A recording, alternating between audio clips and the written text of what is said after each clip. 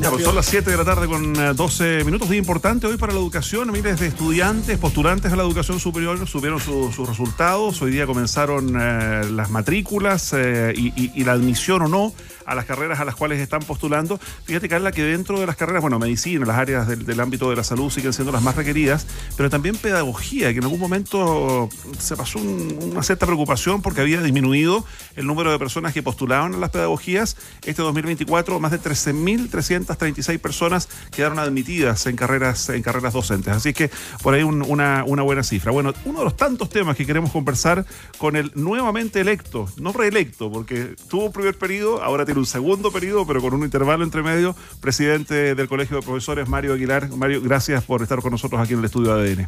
Muchas gracias, Mauricio, por la invitación. Gracias, Carla. Bienvenido, Mario. Usted asume, no sé si con críticas, pero como temido, dicen, en el Mineduc y con algunos roces con la saliente directiva del Colegio de Profesores. ¿Por qué? ¿Por qué esta irrupción, cree usted? ¿Por qué en el fondo no son aguas tan tranquilas en las que asume? ¿O usted siente que no, que está todo bien? Bueno, los internos son contingencias que se producen a veces en los gremios, hay disputas, a veces a quienes pierden las elecciones les cuesta aceptar esas derrotas y se producen situaciones de ese tipo, pero eso está en camino de irse resolviendo. Lo habían amenazado con acciones legales incluso, dijeron que usted mentía, que le había imputado algunos hechos, acciones a la directiva anterior. ¿Eso no se concretó? ¿Usted limó asperezas ya? No, yo no hice ninguna aseveración o declaración que faltara la verdad. Todas y cada una de las cosas que dije son reales, comprobables. Hubo algunas prácticas poco correctas, creo yo. Intentar, por ejemplo, dejar nombrados cargos cargos de confianza, cargos bastante importantes, como por ejemplo el jefe de finanzas, cargos que siempre han sido de confianza del presidente, porque es obvio, el presidente es el que tiene la responsabilidad legal de dirigir la institución, tiene que firmar balances, declaraciones tributarias. Y se pretendió dejar nombrados esos cargos. Hubo algunas prácticas que yo creo que no fueron muy correctas, o intentos, pero ya los estamos resolviendo y no creo que eso sea un tema central, digamos, de la gestión. Son roces y vicisitudes que a veces se dan en los gremios. Ya, pero no llega ni con despidos arbitrarios ni con autoritarismo, como están reclamando algunos. No, para nada. A ver, le voy a dar una cifra. En el Directorio Nacional trabajan más o menos 110 personas. Y yo al inicio despedí 7 personas que son cargos de confianza.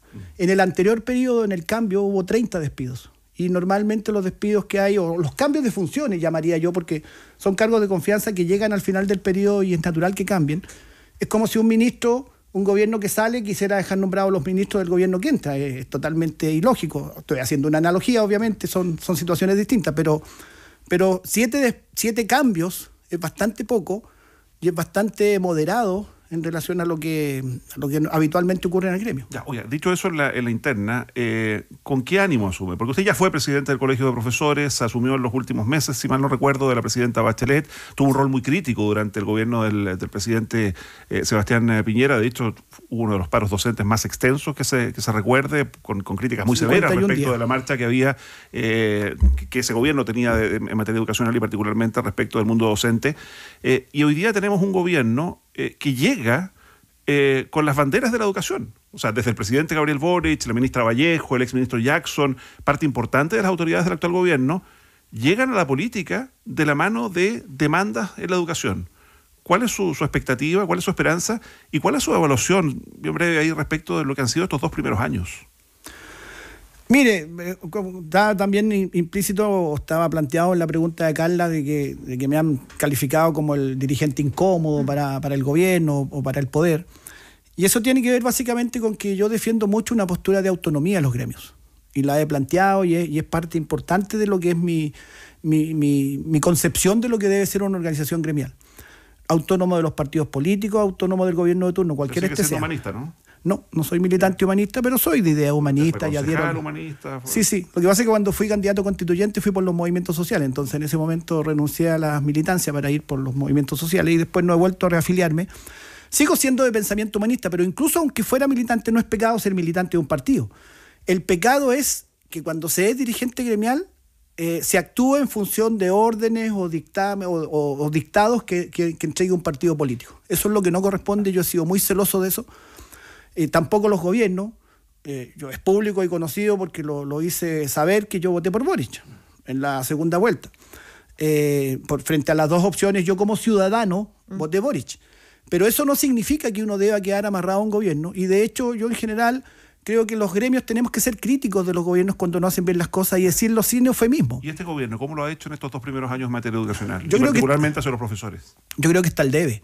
Y lo reconoció el propio presidente Boric. Hace un par de semanas tuvo una reunión con senadores de la Comisión de Educación y él usó estas palabras textuales. Nosotros no hemos dado a la educación la prioridad que correspondía y eso lo quiero corregir. Lo dice él. Como en cultura.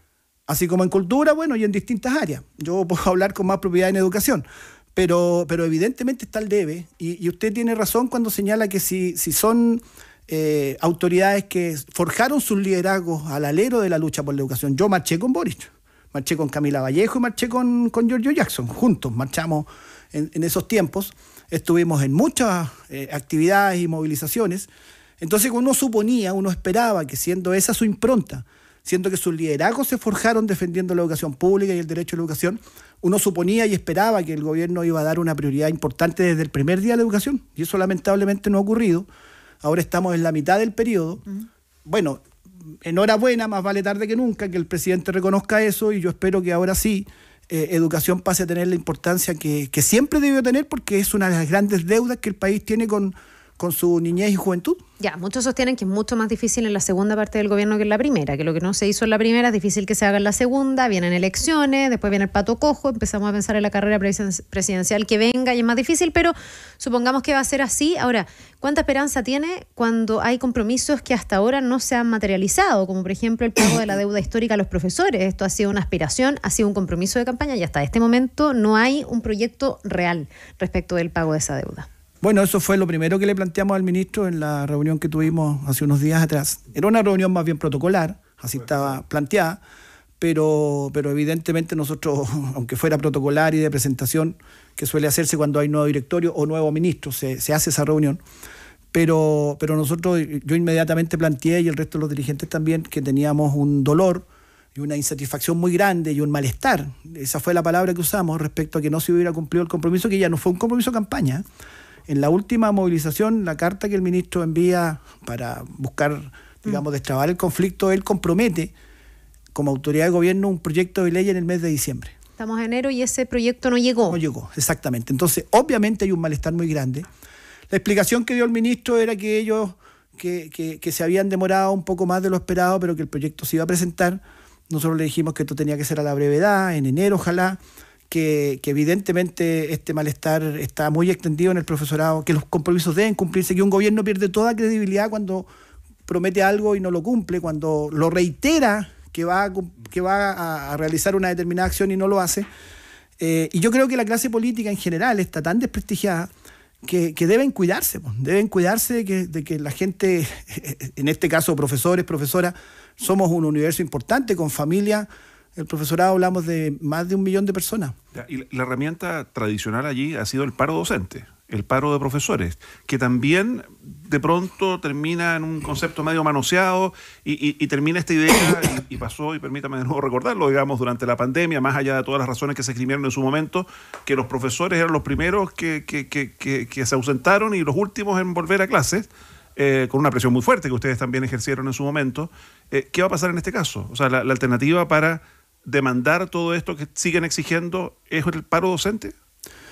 A ver, ¿O esa es la última alternativa? No, siempre el paro es el último ratio, siempre. Lo que pasa es que a veces no se conoce o no se sabe bien qué ha habido previamente. Nosotros siempre vamos a dialogar, y yo lo he señalado claramente, y se lo dije al ministro y a la subsecretaria, se lo dijimos. Nosotros tenemos total disposición de diálogo, total disposición de buscar soluciones, total disposición de conversar, de sentarnos todas las veces que sea necesario, pero cuando esas conversaciones no tienen resultados, cuando esas conversaciones a veces se usan para dilatar. Mire, yo le voy a decir, entre el profesorado la palabra mesa, se conformará una mesa, genera inmediatamente como una mala sensación. Nos están dilatando. Porque está asociada, claro, a que nos están dilatando. Entonces nosotros queremos, y se lo hemos planteado muy claramente al ministro, comenzar a trabajar ya. Le dijimos no esperemos a marzo, empecemos en enero. De hecho ya hemos tenido algunas reuniones, estamos empezando a tener reuniones para comenzar a resolver los problemas. Y nuestra disposición va a ser siempre resolver los problemas. Cuando no se resuelvan, cuando no hay solución, cuando se dilatan las cosas, cuando se prolongan las dificultades y las dificultades significan en concreto estar afectando los aprendizajes de nuestros estudiantes, porque la gran mayoría de nuestras demandas tienen que ver con mejores condiciones de trabajo para trabajar mejor con nuestros estudiantes, para mejor enseñar a nuestros estudiantes. Cuando eso no ocurra, por supuesto que no vamos a renunciar a la movilización, pero ese siempre será el último paso, no el primero. Ya nosotros no hacemos paro por deporte. A mí me interesa mucho destacar eso porque, claro, se llamó a paro hoy día y la gente empieza a verlo como noticia ahora, pero para atrás a lo mejor hubo 6 meses de conversaciones en que fueron infructuosas. Entonces la gente no sabe de esos 6 meses previos en que se hicieron todos los esfuerzos por evitar el paro. Ahora, ¿cuáles son esas demandas que usted dice son en general por los estudiantes, por la educación y no tanto por el interés de los profesores? Porque lo que queda en la retina, por ejemplo, es lo de la deuda histórica. Ese ha sido un conflicto abierto que puede ser muy justo, pero muchas otras personas dicen, bueno, no se puede afectar a los estudiantes para que se queden sin clases, ir a paro por algo que es una aspiración gremial finalmente. ¿Cuáles son las demandas? ¿Qué es hoy día lo más urgente para el gremio docente? Perdón la tos, pero estoy con un resfrío veraniego que me ataca. Mucha gente. Sí. A ver, lo que pasa es que también yo quiero poner un punto que es que el derecho a huelga es un derecho garantizado universalmente. Hay convenios internacionales, hay doctrinas que señalan que los trabajadores y trabajadoras tenemos derecho a movilizarnos. Sí, el problema es que ahí se afecta a los estudiantes que ya están bien afectados, porque sí, venimos de una pandemia, que los chicos se quedan sin clases. Sí. Por supuesto, sí, lo muy sé. Complejo, lo sé, pero por eso quiero poder responder. No es cualquier huelga la de los profesores. Sí, pero es que entonces no es cualquier huelga la de los trabajadores de la salud, no es cualquier huelga la de los recolectores de basura, no es cualquier huelga, pues toda huelga afecta.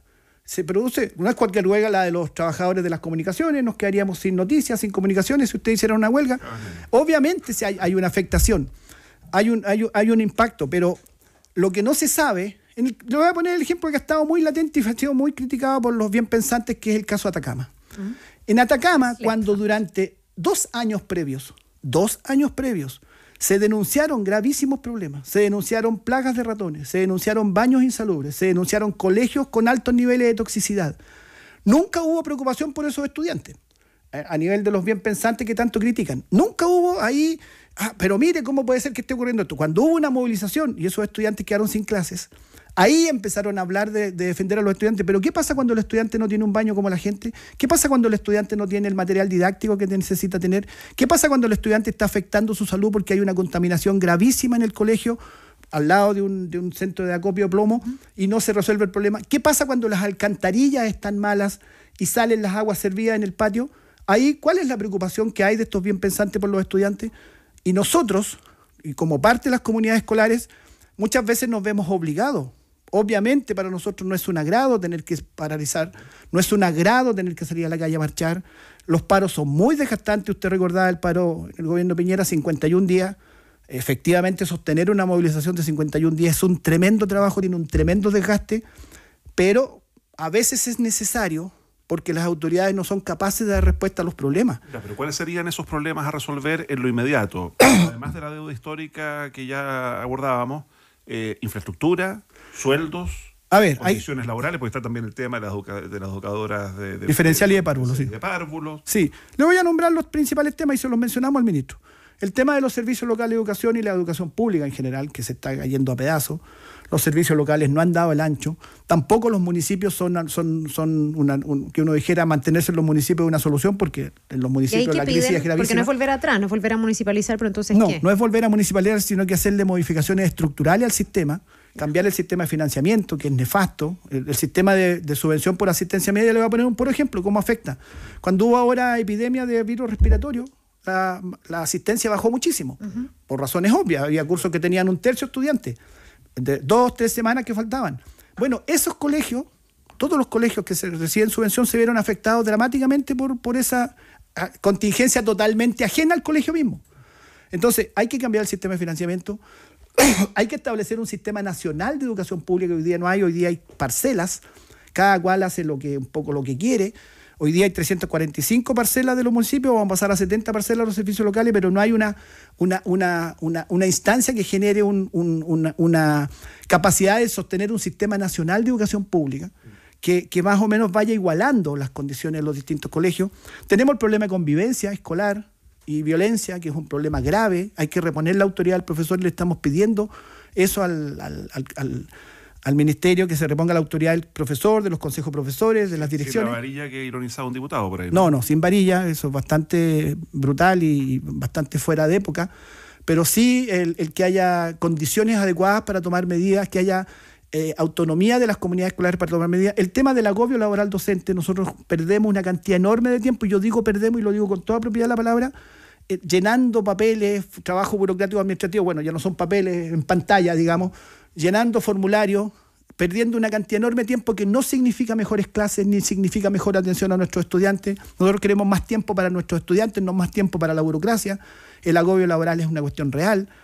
La mención de las educadoras diferenciales y de párvulo, que es una discriminación muy odiosa. Sí. Ellas estudian los mismos 5 años que yo, que soy profesor de educación física, y yo tengo automáticamente derecho al pago de una mención. Y ellas, estudiando exactamente los mismos años que yo, no tienen derecho a pago de una mención. Mario, y desde el punto de vista de la autocrítica, porque yo mencionaba como una buena noticia, digamos, estos 13.336 postulantes hoy día, diferentes buena noticia, sin duda, de la pedagogía, que tienen ansias y vocación, ciertamente, de estudiar una carrera que siempre se dice que no recibe el pago adecuado, a diferencia de lo que pasa en otros países, en fin. Pero ¿qué pasa también con la autocrítica de aquellos profesores que se quedaron en los conocimientos muchas veces, que hoy día son malos profesores? Está todo el debate respecto de la evaluación docente, respecto de que esos profesores están en algunas instancias absolutamente apennados y cuesta un mundo sacarlos y reemplazarlos cuando debe llegar el momento. ¿Qué dice el Colegio de Profesores respecto de esa crítica también? Mire, no es verdad eso de que cueste tanto sacar profesores, porque si no, no habrían todos los años la cantidad de despidos que hay. Primera cosa. Hay todos los años. ¿En la educación privada que pública, digamos? No, también en la pública. Recién tuvimos 250 en Ñuñoa y hubo que hacer un tremendo escándalo para que el número se redujera. Bastante se redujo, pero igual van a salir 100 profesores del sistema, digamos. No es ese mito de la inamovilidad, de que es imposible sacar un profesor que no cumple, que llega tarde, o en fin, que tenga deficiencia. Eso no es verdad. Se pueden sacar profesores si hay incumplimientos serios, graves, está en el estatuto docente. Pero más allá de eso, el tema es que nosotros lo que queremos es que haya un sistema justo de evaluación y ponderación para progresar en una carrera docente. Lo que tenemos hoy día es un sistema que es extremadamente agobiante, que quita muchísimo tiempo, la carrera docente, muchísimo tiempo. Un profesor, cuando tiene que evaluarse, está largos meses sometido a un proceso que le resta a sus estudiantes. Esto es muy importante. El año que al profesor le toca evaluarse, cada 4 años, tiene que completar papeles, burocracia, llenar formularios, hacer reportes, etcétera, que no significan mejor atención al estudiante, y por el contrario, lo digo con mucho dolor, hay que desatender a los estudiantes muchas veces porque está en la exigencia de tiempo, y a mis colegas no les va mal. Los resultados muestran que en general sortean bien estas exigencias, no les va mal en las pruebas, ni en el portafolio, ni en la clase grabada. Los resultados están a la vista, son bastante objetivos, pero la cantidad de tiempo que se pierde, y en circunstancias que otras maneras en que debiera ponderarse el buen desarrollo docente no tienen valor alguno. Por ejemplo, perfeccionarse. Este ejemplo siempre lo pongo. Un profesor hace un magíster en una universidad importante del país y no le vale nada para su carrera, nada. Lo hace solo por vocación y por gusto de perfeccionarse. Hace un doctorado, voy a exagerar el ejemplo mejor, si un profesor de matemáticas hace un doctorado en educación matemática en la Universidad de Harvard, no le vale nada en su carrera profesional, nada.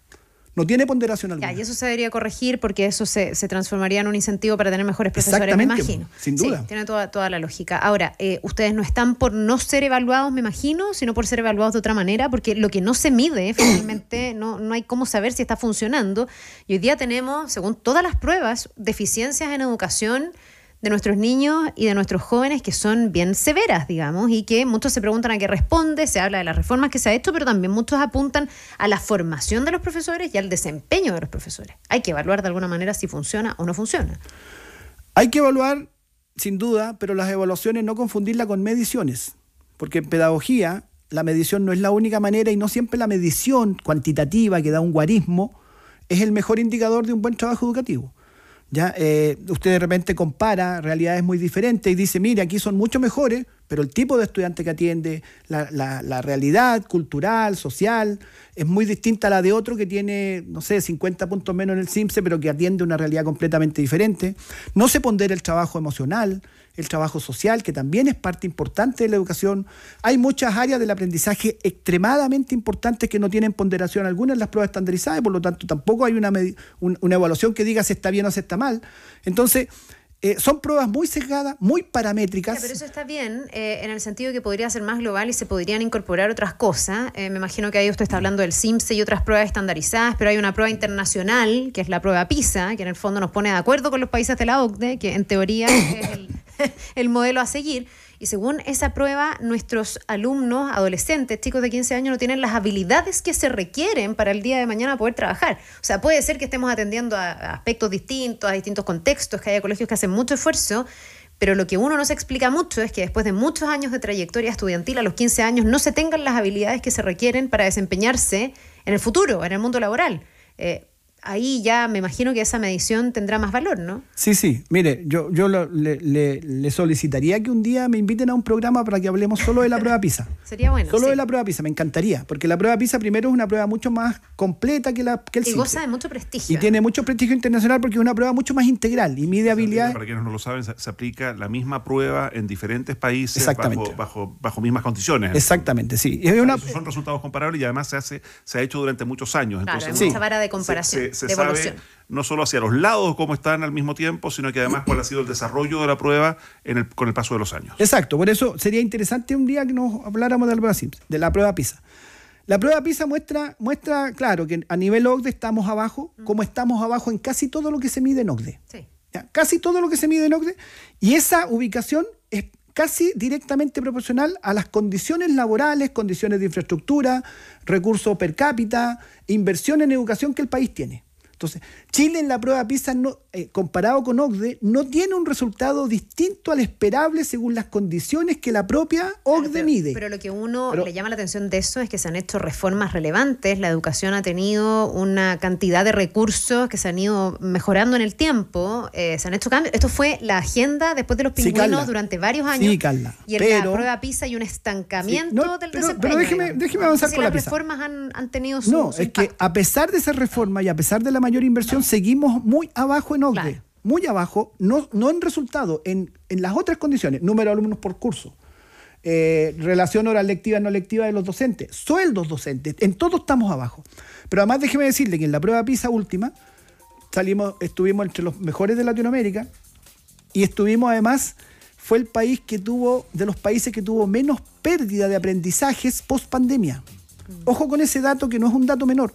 Y además hay otro dato importante en la PISA. Chile es uno de los países donde los estudiantes tienen mayor valoración de sus profesores en relación a otros países. Mario, última pregunta mía antes de que se vaya, justamente respecto de la pérdida de aprendizaje en la pandemia, que muchos estudios señalan fue importante. ¿Usted hace algún mea culpa respecto de el rol que jugó, la posición que adoptó durante la pandemia cuando se cerraban los colegios y el ministro de esa época quería reabrir los colegios y usted decía que era un tosudo por querer abrirlos? Sí, mire, se ha hecho harta caricatura con ese tema. Yo le quiero decir que yo fui presidente nacional. Dijo que era tosudo. Sí, lo dije, no, pero caricatura como digamos, una responsabilidad que se me achaca, que yo creo que no es tal, pero le voy a responder. Ya. Yo fui presidente del Colegio de Profesores hasta el 2020. Uh-huh. En enero de 2021 yo dejé de ser presidente del Colegio de Profesores. Pero después usted siguió como dirigente metropolitano. Sí, pero ya no tenía la misma vocería ni la misma injerencia directa en la relación con el ministerio. Entonces, hasta el 2020, en mi opinión, no había condiciones para reabrir los colegios en Chile. De ninguna manera. Y en el mundo no había condiciones. No hubo un país del mundo que abriera o sea, hubo muy poquitos países, hubo algunos muy poquitos, no estoy exagerando. Hubo muy poquitos, pero además con condiciones bien espectaculares. En Dinamarca los iban a buscar en un furgón especial, los llevaban a la sala, los sacaban a los mismos juntos. Condiciones imposibles en Chile. Pero durante el 2020, y yo le quiero decir algo, el 2021 mis colegas volvieron a clases. No es verdad lo que se dice que los profesores fueron los últimos. Mis colegas volvieron y las familias no enviaron a sus hijos al colegio. Las familias no los enviaron. Tampoco están así. O sea, sí, bueno, sí, la es así. Vamos a es así. Pero déjeme decirle, en definitiva, que nosotros vivimos la mayor crisis educacional de la historia de Chile, en mi opinión, en la pandemia. La mayor crisis. Nunca los colegios estuvieron cerrados tanto tiempo, pero estábamos en pandemia. Hoy día es muy fácil ser general de... O sea, todos... ¿Usted cree haberlo hecho fantástico? No he usado esa palabra, no he usado la palabra fantástico. Lo que quiero decir es que 2 años después, 3 años después de la pandemia, todos vemos las cosas un poco distintas, pero en ese momento se nos decía, no salga de su casa, no se contacte con nadie más, tenga extremo cuidado, y se pretendía, yo le voy a decir lo que nos hizo a nosotros ponernos muy duros. El presidente Piñera, en una cadena nacional, en abril de 2020, o sea, con la pandemia recién en pleno desarrollo, el pic te alcanzó después en julio, en cantidad de muertos, contagios y colapso hospitalario. En abril 2020, el presidente Piñera anunció que se volvía a clases con normalidad. Pero los reclamos siguieron mucho más allá, Mario. Yo creo que el origen nadie lo va a discutir, porque era un gobierno que estaba enfrentando esta pandemia de una manera muy intuitiva, y eran el gremio y todos nosotros muy asustados con la pandemia. Pero la verdad es que el rechazo de algunos profesores, de algunas comunidades escolares, de profesores que en esos momentos en los establecimientos se oponían, fue hasta mucho más adelante, hasta el 2021 y finales del 2021, y ahí, por eso yo le preguntaba si no hay una mirada diferente ya con la retrospectiva y con el aprendizaje. Tal vez podríamos haber generado mejores instancias de diálogo, tal vez todas las partes podríamos haber generado más diálogo, eso yo creo que sí, creo que las cosas se crisparon mucho, pero yo le quiero decir que conocedores de la realidad de los colegios, conocedores de cómo son los baños, conocedores de la ventilación de las salas, conocedores de la dificultad que iba a haber para en ese momento de mayor número de contagios, yo soy convencido que no se podría haber vuelto en el 2020. En el 2021 yo ya no era presidente del Colegio de Profesores. Ya, pues, Mario Aguilar, nuevamente presidente del Colegio de Profesores, gracias por esta primera conversación en el cargo aquí en la prueba de ADN. Gracias a ustedes por la invitación. Y invítenme a hablar de la pizza un día. Ya, pues. Gracias. Vamos a la pausa en la prueba de ADN. No te separes de nuestras